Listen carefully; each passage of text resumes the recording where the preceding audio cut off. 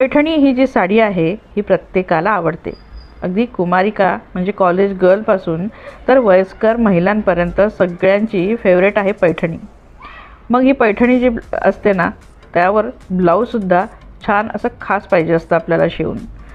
पण मग आपण कॉलेजच्या मुलींसारखं डीप नेक किंवा खूप जास्त फॅन्सी वगैरे शिवू शकत नाही. मग 50शीतल्या मैत्रिणींनी पैठणीवर खास ब्लाऊज कसे शिवून घ्यायचे आहेत, त्यांना सिंपल, सोबर आणि थोडे हटके ब्लाऊज हवे असतात जे त्यांच्या वयाला शोभतील मग चला मैत्रिणींनो, आजचा व्हिडिओ त्याच विषयावर. पहिली ब्लाऊज डिझाईन आहे. तुम्ही तुमच्या साडीचा जो काठ आहे, जी डबल बॉर्डर असते किंवा दोन्ही बॉर्डर तुम्ही एकत्र करून तुम्ही बॅक नेकला लावू शकतात. तुमच्या ब्लाऊजच्या पाठीमागे छान पद्धतीने तुमच्या टेलरला सांगून तुम्ही दोन्ही बॉर्डरचा यूज करू शकतात आणि एक उठावदार तुमचा पाठीचा बॅकनेक तयार होईल. बॉर्डर छोटी असेल तर तिलासुद्धा तुम्ही अशा प्रकारे पाठीवर टेलरला लावायला सांगा आणि मध्ये बटन्सची डिटेलिंग द्या.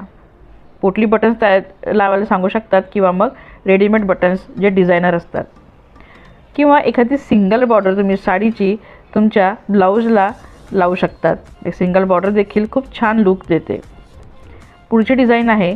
मध्यभागी तुम्ही छोट्या बटनची डिटेलिंग द्या आणि साईडला दोन्ही बाजूंच्या बाजूला बॉर्डरला कटवर्कची डिझाईन देऊन लावायला सांगू शकतात. मी ब्लाऊजची काठ तिला कटवर्क देऊन आणि साईडला पोटली बटन्स अशा प्रकारे लावू शकतात, जसं फोटोमध्ये दिलं आहे.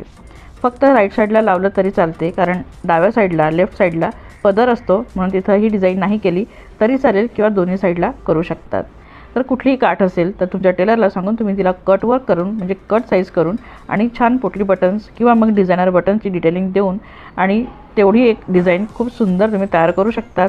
ब्लाऊजला एक नवीन लुक येईल तुमच्या.